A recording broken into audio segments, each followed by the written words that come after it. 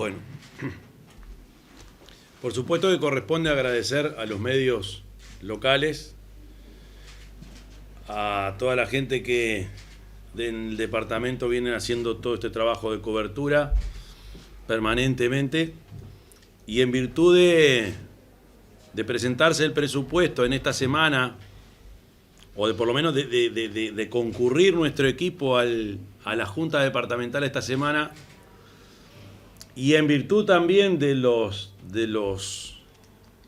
resultado de la consideración del financiamiento de obras, más conocido como la solicitud del voto para el fideicomiso, con todas las repercusiones que eso tuvo, fue que decidimos tener un ámbito de conferencia, le llamamos, pero de diálogo, de comunicación con todos ustedes, ya sea los que están vía Zoom como los que están aquí presentes, de manera tal que específicamente y concretamente los medios del departamento tengan una información o un intercambio de primera mano con nosotros sobre las consideraciones sobre el fideicomiso o sobre el préstamo que no se pudo concretar, pero fundamentalmente en esta nueva etapa lo que implica o lo que incorpora o los énfasis en la presentación de este presupuesto en la Junta Departamental. Así que, luego de agradecer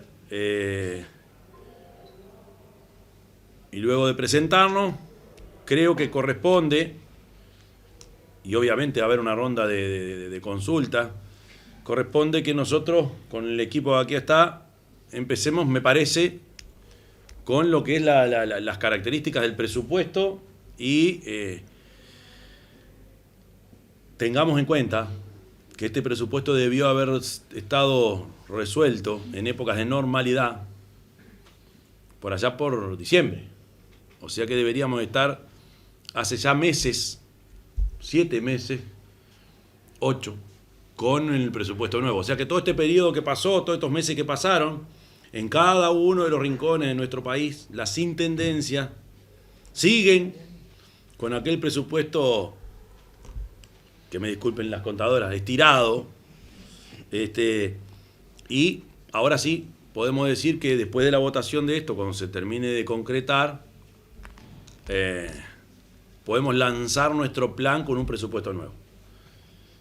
Le dejo la palabra a quienes aquí están, la contadora Laura Tavares, Mariana Lacaño o el director de administración Pedro Irigoyen. No sé quién empieza. La miro a Laura. Sí, no le di mucha chance. Sí, estaba pactado. Me tocó. Bueno, nosotros empezamos los trabajos de presupuesto, ni bien asumimos, se conformó un equipo de trabajo y bueno, en el contexto en el que estuvimos enmarcados, ¿verdad? Con una situación de una gran incertidumbre, nosotros veníamos de un efecto de la pandemia que venían baja, y en el desarrollo de nuestro trabajo, de vuelta, la pandemia empezó a afectar cada vez más a nivel sanitario.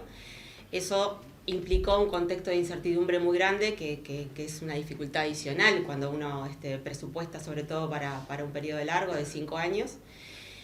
Y bueno, y en ese contexto sanitario y económico difícil, nos fijamos 3 pilares fundamentales. Uno es el frenar y mitigar los efectos de la pandemia.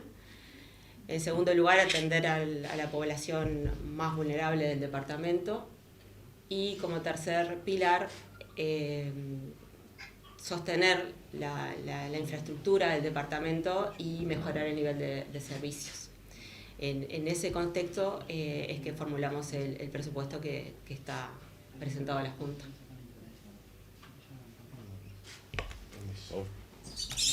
Bueno, un saludo para todos.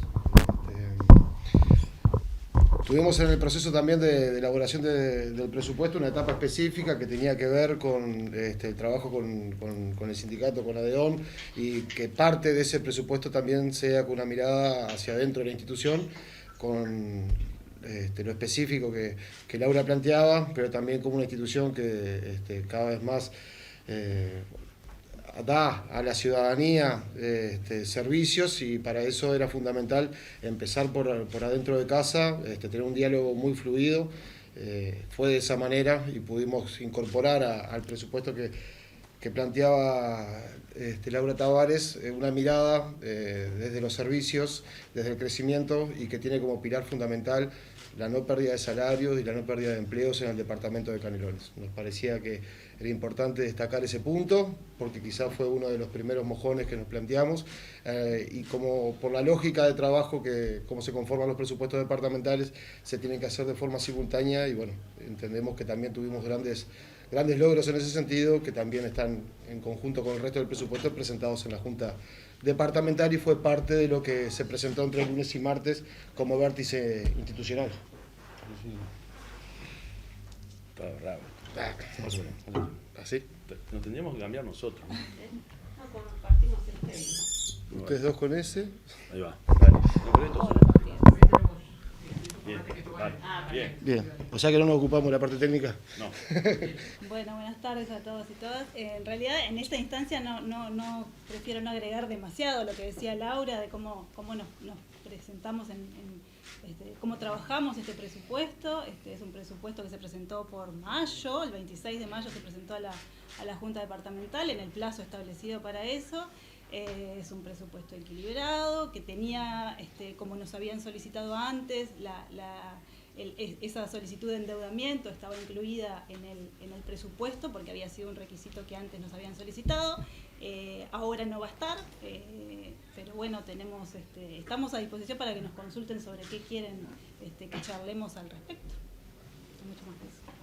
Bueno, muy bien. Tenemos también colegas que están participando vía Zoom, entonces vamos a comenzar tomando 2 preguntas aquí en la sala y luego vamos con 2 preguntas virtuales, por decirlo de alguna manera. Adelante, Julián. Bien, intendente, conocido este hecho de la no aprobación, a partir de ahora en adelante, ¿cómo se va a manejar las futuras obras? ¿Se van a estar menguadas? Sin duda. A ver. ¿O se viene a renegociar nuevamente? No hay. A ver, lo siguiente. En este presupuesto está incluida una serie de obras, e incluso hoy en el territorio de Canelones hay empresas trabajando y van a seguir trabajando. Semana que viene estamos inaugurando Camino Eduardo Pérez, y así hay licitaciones en curso que se apoyan o que se sostienen con el presupuesto corriente nuestro. Evidentemente, en un departamento como el nuestro, fue necesario hace unos años pensar en algo más que los recursos presupuestarios y pensar en algo extra presupuestal para cambiar la matriz, o sea, pasar cada vez más, para ser bien gráfico, de aquello del pavimento granular al pavimento firme. O sea, que las ciudades nuestras, toda la zona urbana, empezar a tener cada vez más aquello de sustituir la tosca por asfalto, por decirlo de una manera muy grotesca. E incluso cambiar la matriz de la recolección de residuos, etcétera, etcétera, etcétera. Pudimos hacerlo en estos últimos años. Lo que ocurre ahora es que esos recursos extraordinarios, si es que se puede llamar así, o ese aval que implica que tú asumas compromisos que pasan tu periodo de gobierno, no está. Entonces, con ese dinero tú no cuentas. Lo que tenemos que hacer es, con los recursos que tenemos, ¿cuánto vamos a hacer? Está en el presupuesto. Habrá que afinar un poco más el lápiz, pero obras va a haber, va a seguir habiendo, y el ABC de toda intendencia se va a tener que seguir instalando. La instalación de focos LED va a seguir en curso, las obras van a estar, hay licitaciones en marcha, hay fondos que vienen también del FDI que funciona, o sea, la vida continúa, la gestión continúa, y si en algún momento necesitamos el voto de los 2/3 para algún compromiso de otro tipo, no hay duda que vamos a tener que recorrer ese camino. No estamos pensando hoy eso, porque creo que fue muy claro lo que nos pasó. Ahora, las instituciones están ahí. La Junta se sigue reuniendo y seguirán los debates en la Junta, y vendrán propuestas y las analizaremos llegado el momento, o si se nos ocurren algunos otros planteos que necesiten la votación especial de la Junta, también lo haremos. Matías, Canelones Ciudad. Intendente, esto ¿También descarta otras maneras de financiamiento, como las ofertas que llegaron por parte de privados? Obviamente pueden explicarlo bastante mejor las contadoras, pero en titular nada más. Cuando pasó esto de que no se habilitaba el financiamiento a largo plazo, aparecieron propuestas de financiamiento a más corto plazo. ¿Por qué a más corto plazo? Porque tú tienes que resolver, sin el voto 21, lo que tienes que resolver es, en el periodo de gobierno que te comprende, terminar de pagar las cuotas, ¿no? Es un poco así. No sé, Laura, si quiere explicar un poco más científicamente. La buena noticia es que la recepción de estas ofertas, que son múltiples en cantidad, sino en calidad, es que da una respuesta del mercado a la institución Canelones como una institución que ha venido con una solidez financiera sostenida en el tiempo. Más allá del endeudamiento que se tiene, que después Mariana puede aportar algo sobre eso, importa mucho la confianza que tenga el mercado sobre tu capacidad de repago. Y eso está, y por eso hemos tenido ofertas que se acercan, no es que los mercados sean generosos, entonces nos vengan a pedir a dar plata. Hay una historia y una construcción de confianza que genera esa respuesta.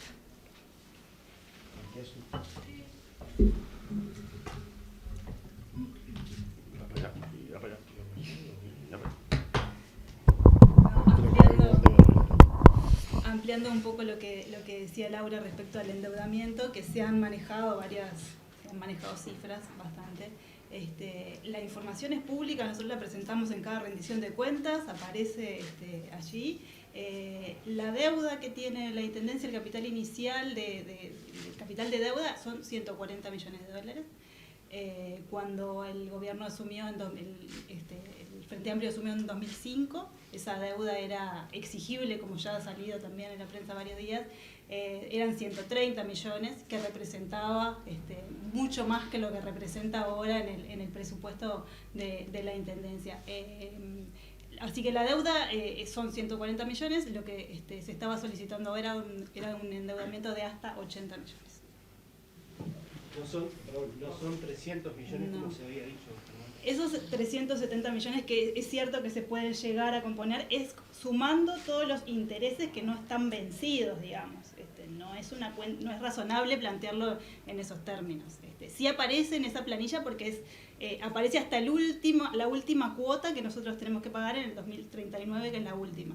Esa información es pública, como les digo, pero la deuda de capital son 140 millones. Vamos con dos preguntas en Zoom. María FM Ciudadana y Alejandro Contandón. María FM Ciudadana, entonces adelante, lo que escuchamos acá. Hola, ¿qué tal? Buenas tardes. Bueno, quería preguntar si está previsto que se vote este fideicomiso se pueda dejar para el año que viene, quizás que se pueda volver a votar. Y ahí capaz se llegue a los votos necesarios. Y también me gustaría saber si había obras que estaban previstas para Ciudad de la Costa y que como no salió el fideicomiso no se pueden hacer, si nos pueden decir cuáles eran esas obras y eso básicamente. Gracias. A ver, la primera parte es, si en el año próximo o en los meses que vienen surge alguna otra propuesta, yo no me imagino que sea la misma que se planteó ahora. Me parece que sería un poco absurdo. No sé, también hay que medir los tiempos de ejecución de las cosas, ¿no? Yo escucho al gobierno nacional diciendo que acá de esto se sale con obra pública y todo bien, pero no hay ninguna licitación en curso. Cuando uno toma una decisión de hacer obras de gran porte o de medio porte, ahí hay que hacer los pliegos, llamado, presentación, y tribunal de cuentas, junta. Hay tiempos. Entonces, quizá la foto del día, en cuanto a obras, en cuanto a acciones, no diga tanto como los planes que se tengan con los plazos que normalmente llevan esos planes. ¿Qué quiero decir con esto? Que si yo resuelvo una licitación para hacer obra por un volumen de unos cuantos millones de dólares, lo más probable es que tenga que hacer una licitación pública internacional, lo más probable es que eso lleve de 6 meses a un año, tenerlo medio encaminado y adjudicar al año próximo. Por eso tenemos que ser muy cuidadosos también y no me imagino, no digo que sí ni que no, pero no me imagino un volumen de crédito similar cuando falta un año menos para nuestro compromiso como gestión departamental. Podría hacerse igual, digo, no está mal, pero me parece que no es lo más correcto. Quizás sí, quizás no, se verá, pero no. Tenemos que replantearnos incluso cuáles son en caso de que a alguien se le ocurra o se nos ocurra un planteo similar, hay que priorizar de nuevo y barajar de nuevo. No. Insistir con una propuesta que ya tuvo un voto negativo me parece que no nos lleva a nada. Hay que repensar, pero no lo estamos manejando ahora. Lo otro es Ciudad de la Costa, las obras de continuación de la obra, como decimos nosotros, integral, los proyectos integrales, que la OCE, el saneamiento y nosotros vamos atrás, eso sigue y el cronograma no se cambia, porque los fondos están previstos desde otro lugar. Vamos con Alejandro Montandol. Buenas tardes, intendente. Buenas tardes para los colegas también y los directores presentes. Bueno, concretamente, ¿qué cosas no habrá por el fideicomiso que no salió? Y usted, intendente, ha estado reunido en alguna oportunidad con organismos multilaterales de crédito, Banco Mundial, Banco Interamericano de Desarrollo, si bien son de más lenta ejecución, como acaba de indicar. Pero ¿qué posibilidades de apelar a este tipo de organismos para encontrar el financiamiento que de momento no se ha dado? Y hay una última y otra consulta, concretamente capaz para las contadoras. ¿Es posible la emisión sin aprobación de la Junta de obligaciones negociables, por ejemplo, como pueden hacer las empresas? Empiezo por el principio. Bien.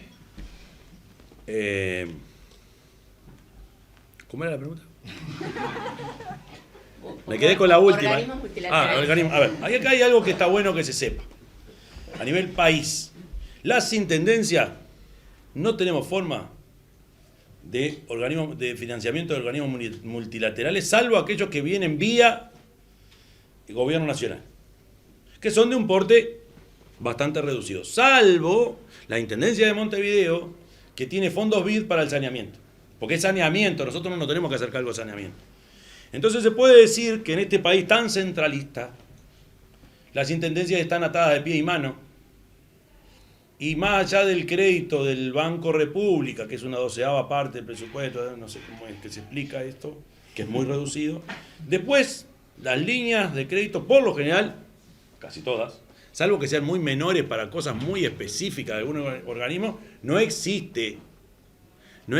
Morí siempre con el tema de la garantía soberana. La única forma viable, potente, que encontraron las intendencias para conseguir fondos sólidos, para que se transformara el paisaje en infraestructura, fue este mecanismo de fideicomiso. Y está feo que lo digamos, fuimos nosotros los primeros. Ahí nos ayudó y nos orientó Alberto Perdomo, que fue el que se le ocurrió. Dice, ¿por qué no analizan la ley de fideicomiso?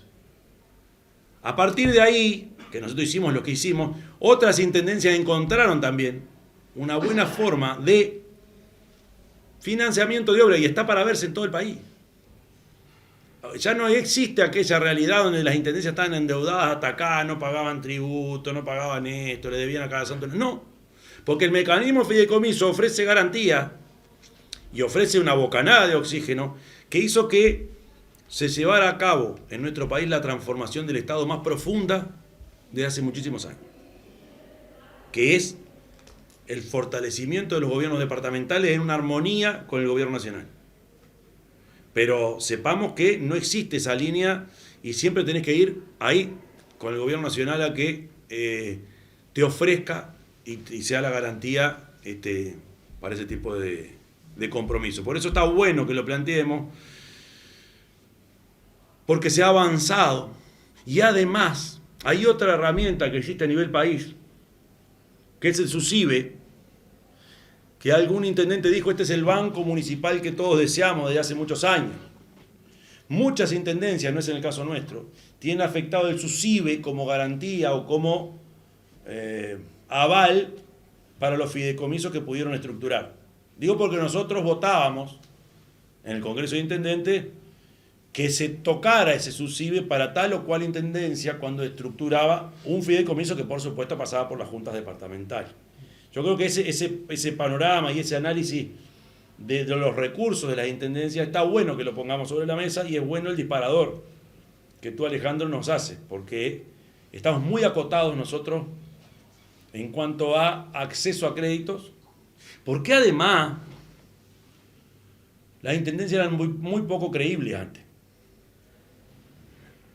Nosotros cuando arrancamos acá, yo creo que me puede corregir cualquiera de las dos contadoras, la calificación nuestra era BBB.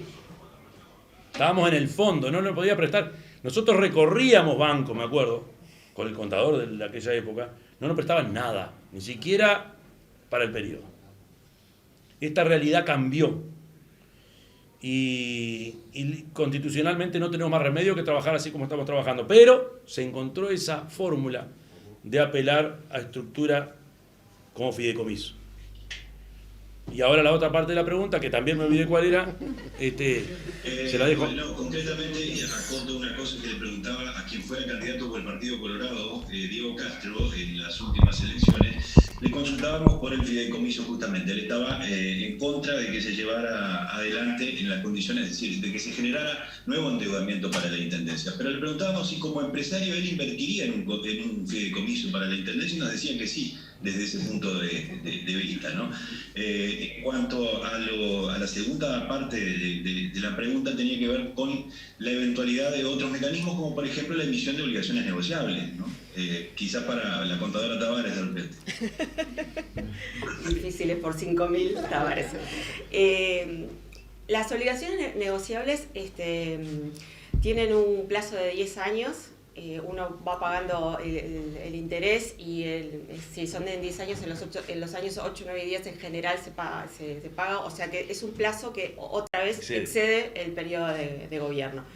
Se pueden hacer más cortas, pero no son rendidoras, o sea, no hay antecedentes de más cortas, o sea que es un camino en el que estamos más o menos en la misma situación, no son 20 años, pero son 10. Voy aquí. Muy bien, perfecto. Buenas tardes, Omar López, Zampi TV de San Ramón. Gracias por atendernos. Cuando uno va a sacar Omar López, Zampi TV de San Ramón. Cuando uno va a sacar un crédito, personalmente le preguntan, bueno, ¿cuántos son sus ingresos? Para más o menos tener una idea cuánto puede pagar, etcétera, etcétera. La pregunta que se hacen muchos ciudadanos de a pie, sobre todo en la zona nuestra, y también en las redes sociales, es hoy en día, mensual o anualmente, cuánto le ingresa a la Intendencia por parte de los contribuyentes canarios. ¿Cuánto es ese dinero, por ejemplo, anualmente? ¿Y cuánto porcentaje de los gastos o del presupuesto o de obras para el futuro que se puedan hacer pueden ser pagadas o de alguna manera solventadas con ese dinero que aportan los contribuyentes? Esa es mi pregunta puntual. Muchísimas gracias. ¿Quién? Bueno, vamos a abrir el juego allá y Abrimos. después vamos a las dos. Está ahí, empezamos por acá. Los que saben tienen que ir al centro, ahí le erramos. Quedó demostrado. Ahí va. Bueno, a ver si podemos contestar. Lo que podemos contestar. Ahí sí. Ahí. Dale. No, lo que sí podemos contestar es que de los ingresos totales, que por ejemplo para el 2021 están previstos en 8.290 millones de pesos, claro. Seríamos de los 8.290 millones totales. Esto se compone de ingresos que provienen del gobierno nacional y de ingresos departamentales de los contribuyentes y todo lo demás. Lo que hoy en día la Intendencia tiene de pago de deuda, de amortización de deuda de ese monto, ronda el 10% de ese monto.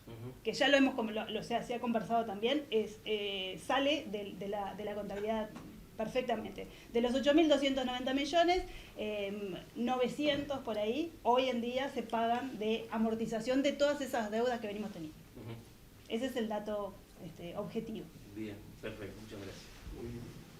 Intendente, uno de los cuestionamientos que hizo la oposición al no votar el fideicomiso fue la crítica que se hacía a la comisión de seguimiento de los fideicomisos anteriores. ¿Funcionó esa comisión para usted? No funcionó como deseábamos. Evidentemente, es una comisión integrada por 3 ediles, uno de cada partido.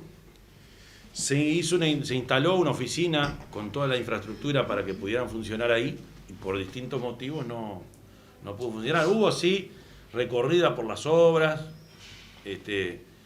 la anterior dirección de obras hizo algunas incursiones con ellos para que vieran qué es lo que se estaba haciendo, pero no funcionó como hubiésemos deseado. Ahora, somos todos un poco responsables, digo, no es pasar la pelota para otro lado. Tratamos de, incluso vehículos a disposición para recorrer, pero después las prioridades fueron otras y cada cual hizo el trabajo.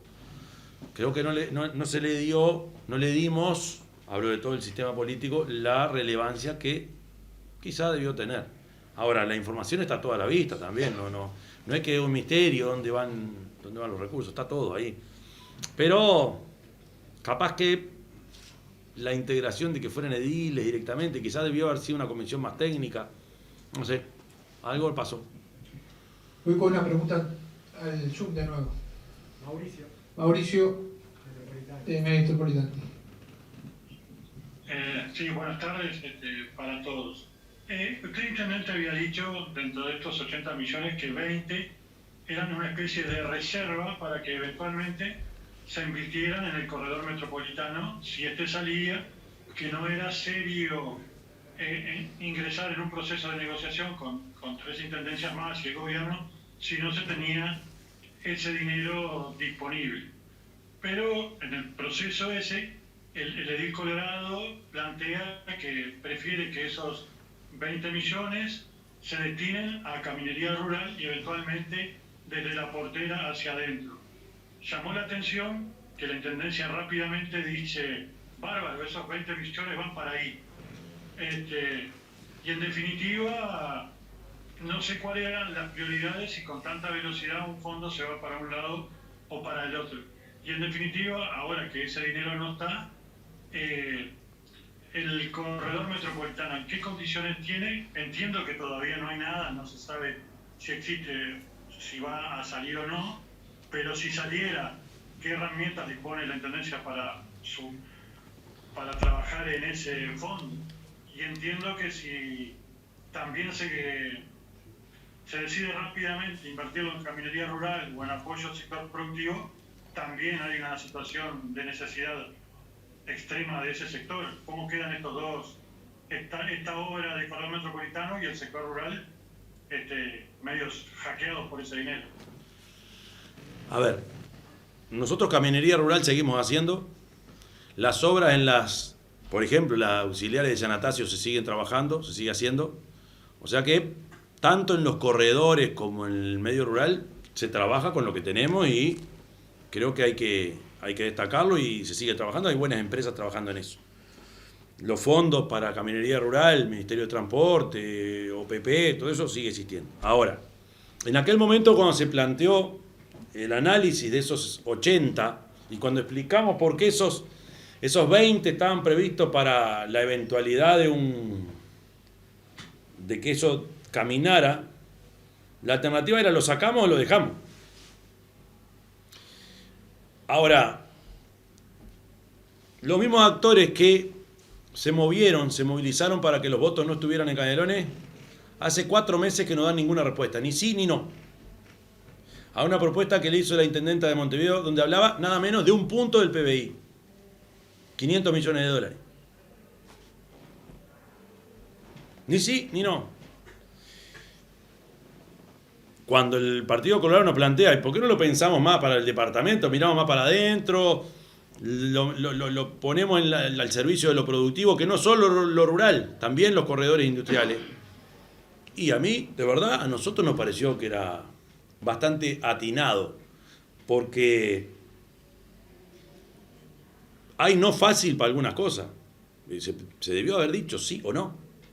No se dijo nada, evidentemente, a esta altura, si vienen a plantearnos, y lo que vamos a decir es, muchachos, tenemos que ser serios. No tenemos un presupuesto que presentar, que se presentó ahora.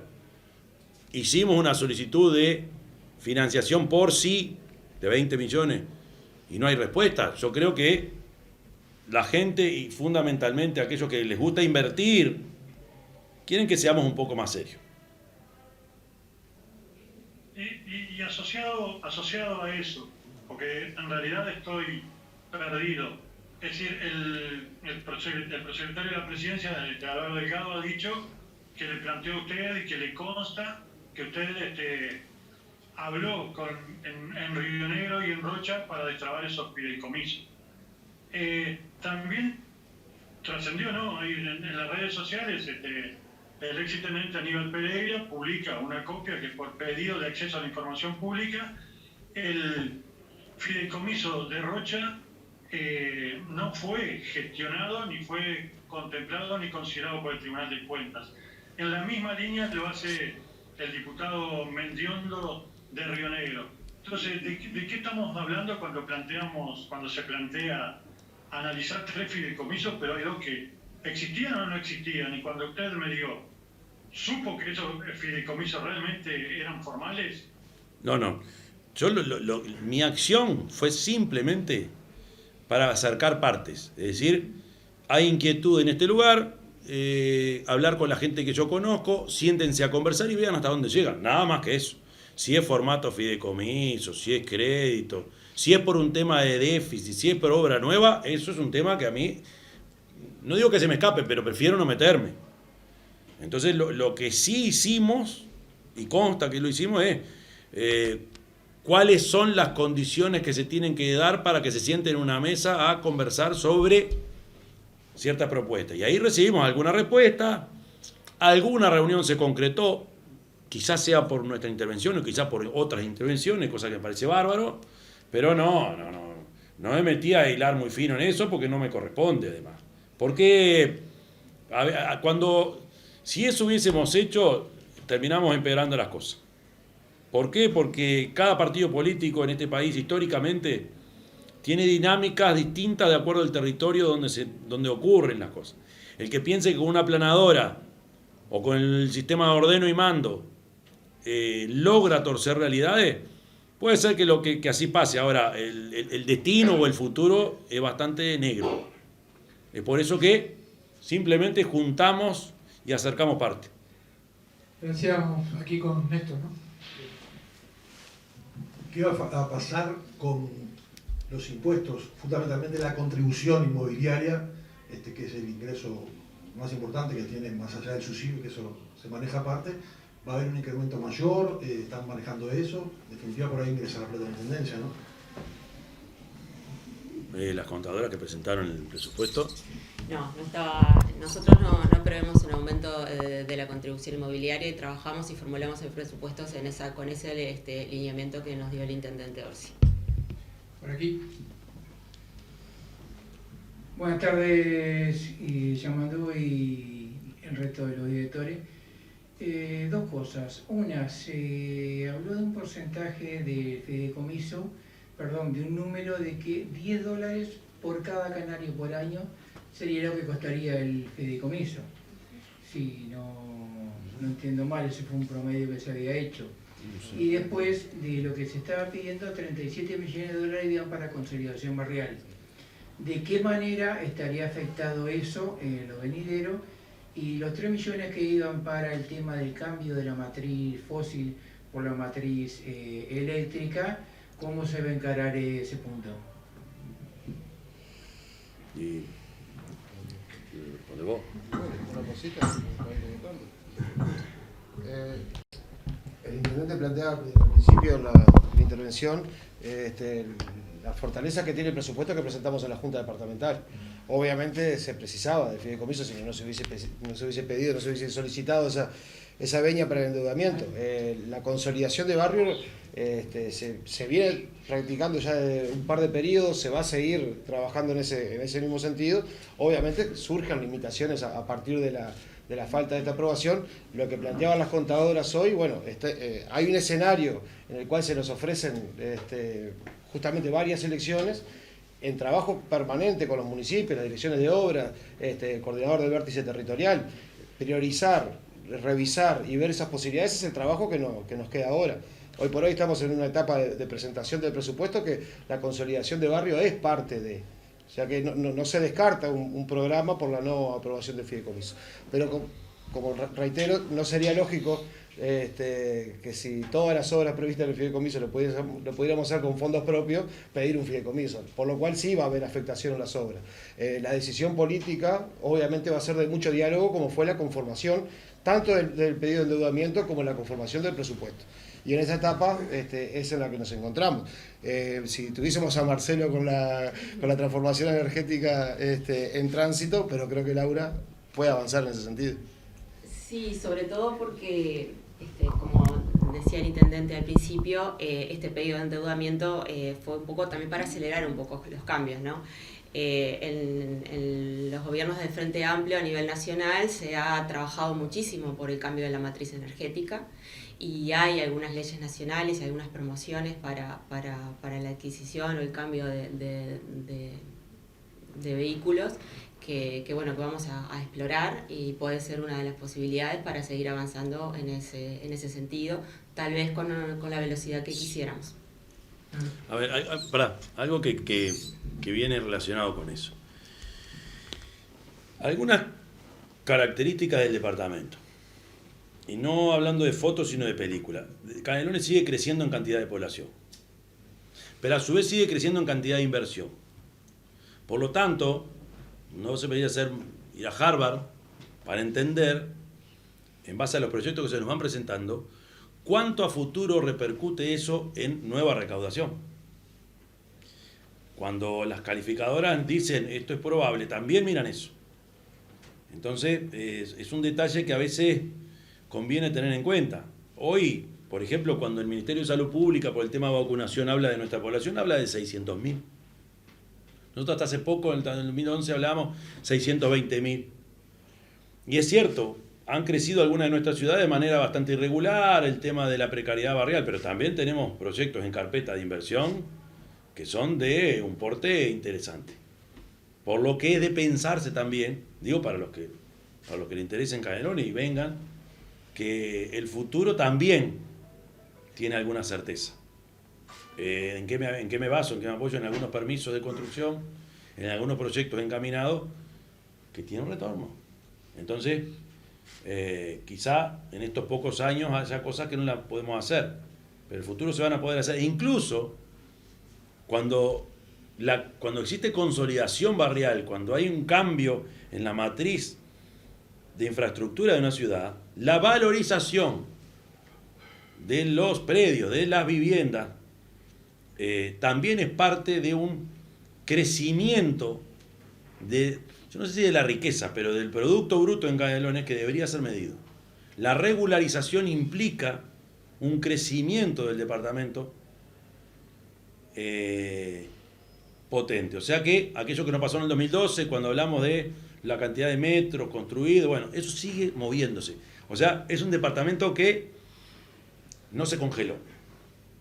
Lo que tenemos necesidad, y ojalá un día se entienda, de acompañar esa evolución de manera tal que jamás se nos frene. Por ahora no se ha frenado. Pero tenemos que hacernos cargo también del futuro. ¿Usted por qué considera que cambió la actitud de la oposición hoy? Y otra pregunta es, si usted no fuese el intendente hoy de Canelones, ¿el fideicomiso hubiese salido? Empiezo por el final. Si yo veo que es una experiencia exitosa y le hace bien a la gente, no tengo duda, ni me lo cuestiono. En mi cabeza y en mi vocación republicana no está eso de la triquiñuela tratando de complicar. No, porque soy de los que piensa que cuanto mejor, mejor, cuanto peor, mejor, no. ¿Y por qué cambió?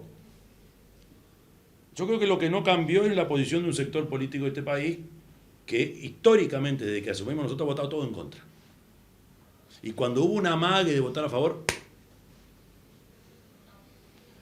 lo que está pasando es que ahora ese sector está al más alto nivel de gobierno y, por supuesto, aquel estilo que practicaba en la Junta en el periodo anterior, ahora lo aplican para todo lo que es la coalición, o por lo menos lo intentan aplicar.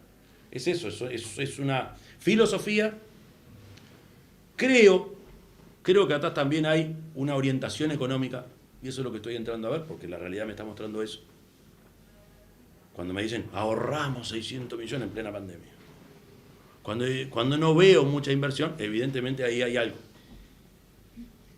No es solo político, quizás yo ahí me haya equivocado en algún momento. Creo que es peor. Es mucho peor. Pensando en el futuro. Y en realidad hay una coherencia desde 1933 hasta hoy.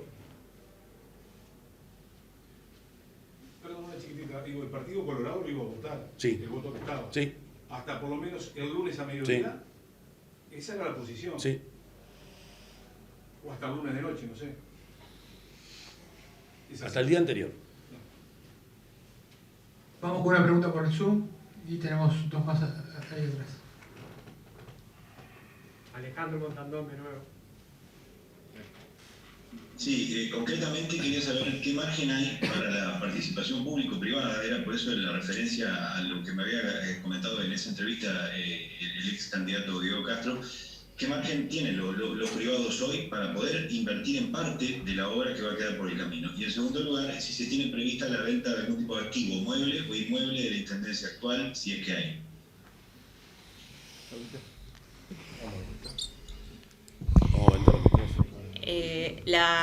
El uso de la participación público-privada es algo para evaluar, pero también son inversiones a largo plazo, ¿verdad?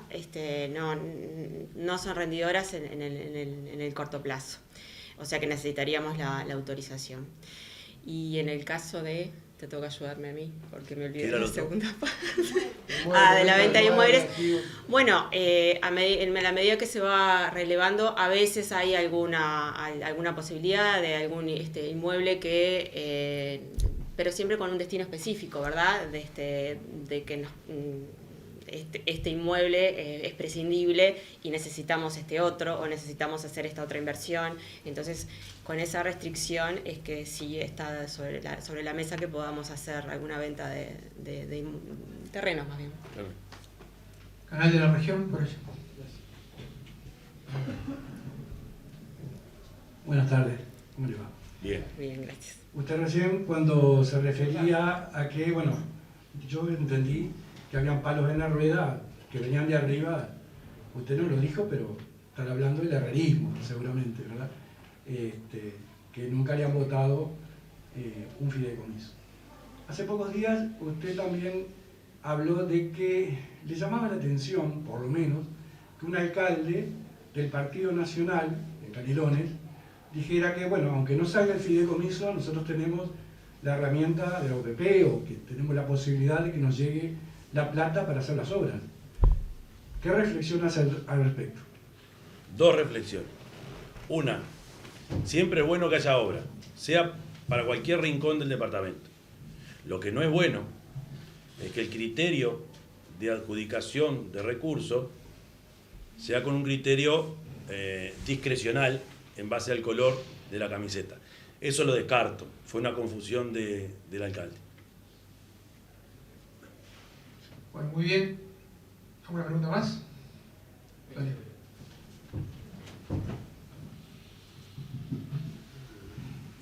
Martín Romero, del diario de Canelones, buenas tardes. ¿En qué cambió, digamos, si es que cambia, por lo menos de la parte de la Intendencia, la postura? O sea, siempre se habló de tender puentes, de tener un diálogo, incluso de la parte del gobierno nacional. ¿En qué cambió esa relación, ¿no? Y en la medida que había un acuerdo establecido con 2 ediles del Partido Nacional y un edil del Partido Colorado, seguimos en la misma postura, seguimos teniendo puentes, no somos nosotros quienes los volamos. Por eso incluso la insistencia de que en el interior también se converse. Una cosa es intentar que se llegue a un acuerdo en algún departamento. Otra cosa es venir y dinamitar un acuerdo preexistente. O sea que cada vez más firme, cada vez más convencido de que este país se construye con puente. Bueno, estamos llegando al final. Muchas gracias a todas y a todos por el tiempo, por lo conciso de las preguntas. Bueno, nos vemos en cualquier momento. Muchas gracias. Gracias. Gracias.